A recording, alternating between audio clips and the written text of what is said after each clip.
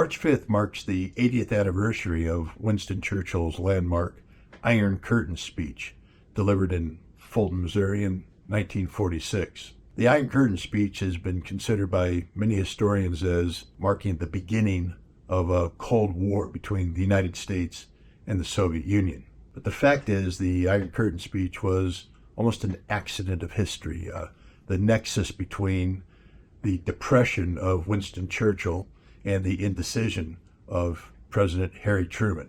You see, Winston Churchill had been voted out of office in the summer of 1945, and he spent the 7 months between leaving office and the delivery of his speech wrapped in depression.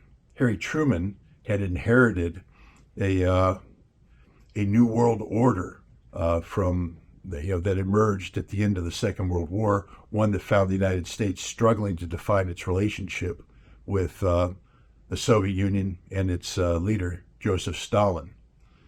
In February of 1946, an American diplomat named George Kennan wrote a telegram that's become to be known as the Long Telegram that discussed a speech given by Joseph Stalin earlier that month. This telegram captured the imagination of Washington, D.C., and indeed many of Truman's advisors, and helped shape a dialogue between Truman and Churchill that led to the crafting of the Iron Curtain speech. So the speech was given. The term the Iron Curtain captured the imagination of American policymakers, and the world found itself in the midst of a Cold War that, frankly speaking, didn't need to happen. Today, we face a similar situation where the United States and Russia are heading down a path of what people are calling a new Cold War. This time it won't work because this is a different world.